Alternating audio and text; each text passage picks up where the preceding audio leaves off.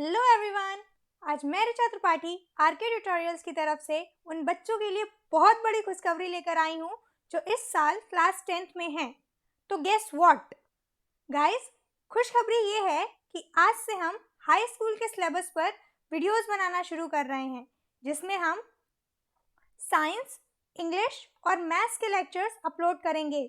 तो जो बच्चे क्लास 10th में हैं वो हमारे चैनल को सब्सक्राइब ज़रूर कर लें और सब्सक्राइब करने के साथ साथ बेल आइकन को भी प्रेस कर लें ताकि आपको हमारी डेली वीडियोस की नोटिफिकेशंस मिलती रहे। ओके गाइस, तो बेसिकली आज हम लोग डिस्कस करने वाले हैं साइंस के बारे में। मींस अभी टाइम तो बहुत कम बचा है, अगर आप देखें तो 4 मंथ्स लेफ्ट हैं। तो अभी हम लोग वीडियोस अपलोड करने वाले हैं आपके लिए डेली। अगर आप इन 4 मंथ्स में अपना साइंस और मैथ्स एंड इंग्लिश का सिलेबस कंप्लीटली कवर करना चाहते हैं तो आप हमारे डेली वीडियोस को ज़रूर देखें और उसके साथ साथ एक माइंड मेकअप कर लें पॉजिटिव वे में कि you have to gain 95 plus marks in every subject. Guys, हमारी वीडियोस आपको बहुत हेल्प करेंगी। आइए लेट्स गेट स्टार्टेड।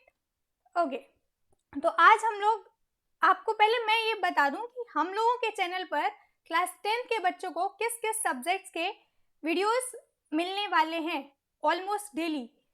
तो गाइज, हम लोग साइंस, मैथ्स और इंग्लिश आपके लिए लेकर आएंगे।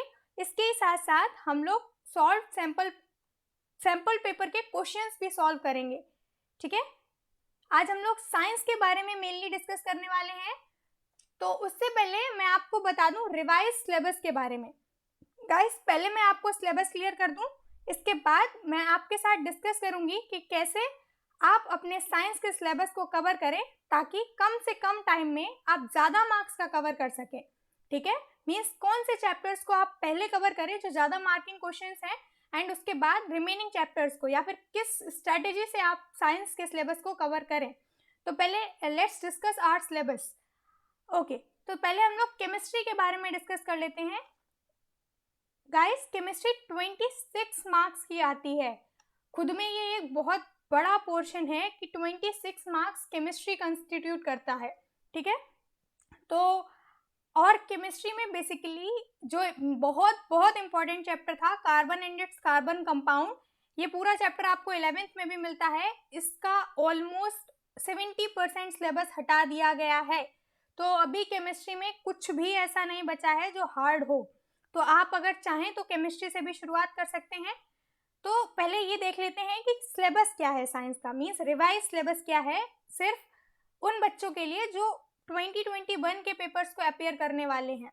ठीक है, तो guys, chemical reactions and chemical equation chapter में आपका कोई चेंज नहीं हुआ है। ये चैप्टर एज इट इज है।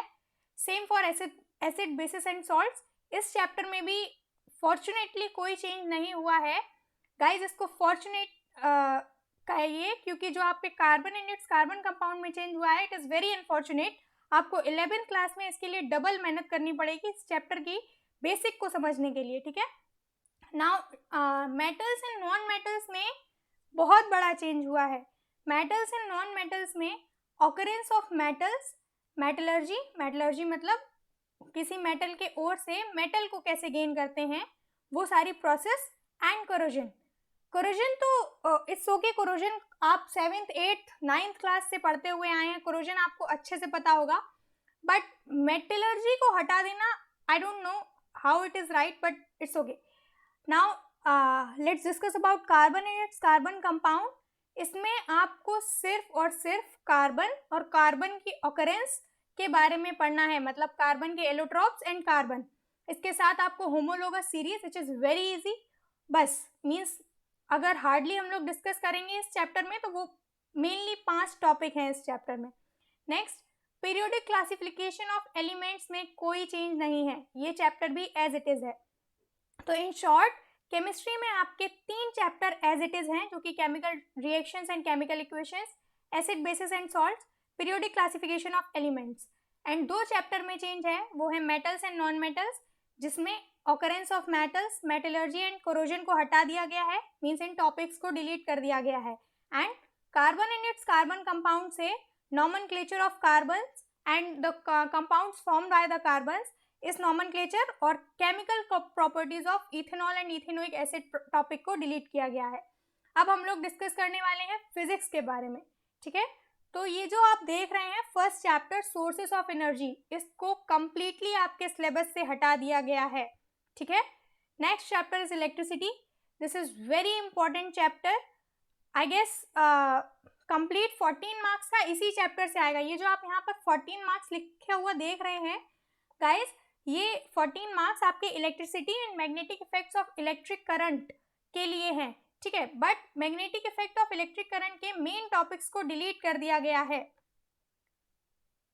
Guys let me clear you one thing, ये जो आप डार्क बोल्ड लेटर्स में लिखा हुआ ग्रीन कलर में जितने भी टॉपिक्स आप लिखे हुए देख रहे हैं, ये सारे टॉपिक्स आपके सिलेबस से डिलीट कर दिए गए हैं, ठीक है।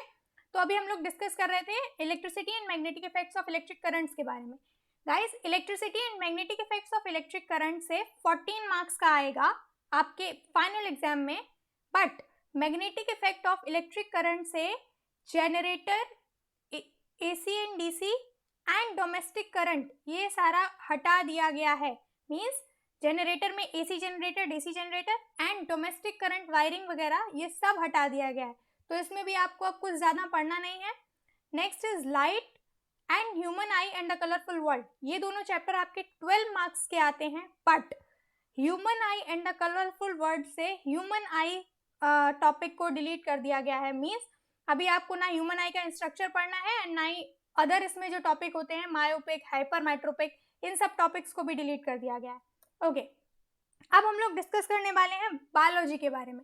गाइस बायोलॉजी भी एक बहुत लार्ज पोर्शन कंस्टिट्यूट करता है अपना फाइनल पेपर में, इट्स अबाउट टू 23 मार्क्स, ठीक है। ओके, तो सबसे पहले लाइफ प्रोसेस चैप्टर है। लाइफ प्रोसेस चैप्टर से भी कुछ भी नहीं हटाया गया है, लाइफ प्रोसेस चैप्टर आपका एज इट इज है, but control and coordination chapter आपका फुल्ली डिलीट कर दिया गया है। मीन्स आपको कंट्रोल एंड कोऑर्डिनेशन चैप्टर बिल्कुल भी नहीं पढ़ना है। Now heredity and evolution, heredity and evolution chapter से इवोल्यूशन टॉपिक को कंप्लीटली डिलीट कर दिया गया है, आपको सिर्फ हेरिडिटी टॉपिक को पढ़ना है।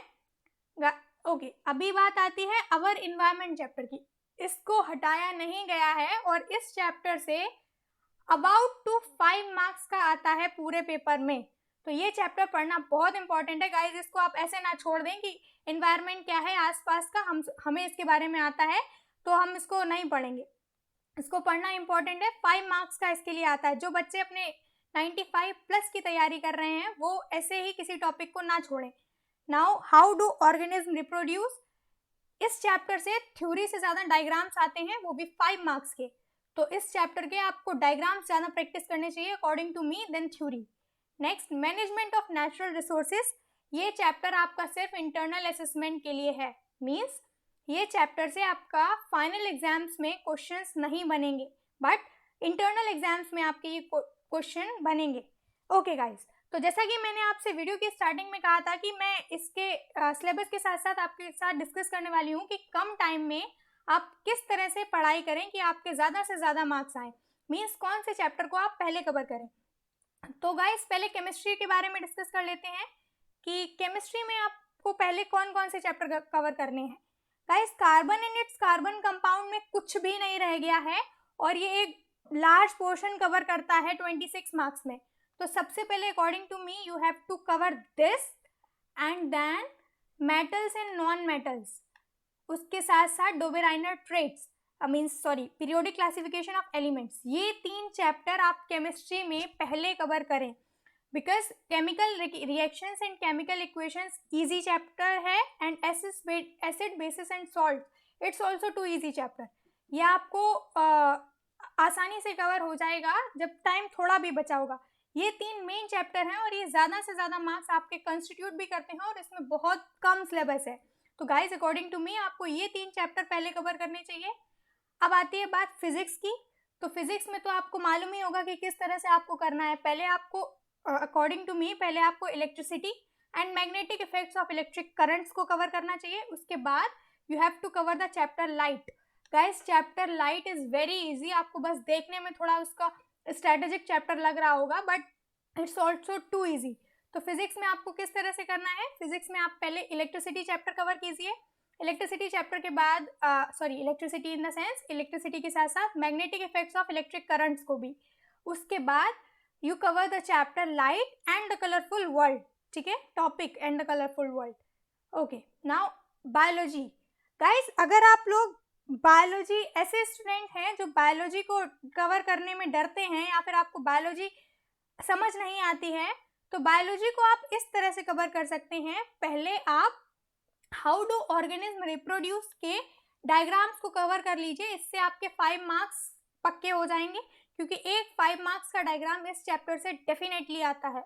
अभी बात आती है अवर एनवायरनमेंट चैप्टर से भी 5 मार्क्स का आता है, और ये चैप्टर भी अबाउट टू इजी ही है, तो 10 मार्क्स तो ये आपके कवर हो ही गए बायोलॉजी में। उसके बाद अभी जो चैप्टर्स बचे हैं इसमें कुछ भी हार्ड नहीं बचा है, बस जो लाइफ प्रोसेस चैप्टर है ये थोड़ा सा स्ट्रेटेजिक चैप्टर है। तो गाइज, अगर आपको 95 प्लस गेन करने हैं तो थोड़ी तो मेहनत करनी पड़ेगी, ठीक है। तो ये था आज का हमारा वीडियो, जिसमें मैंने आपको सिलेबस के साथ साथ स्ट्रेटेजी के बारे में भी बताया कि कैसे आप अपने पेपर के लिए तैयारी शुरू करें।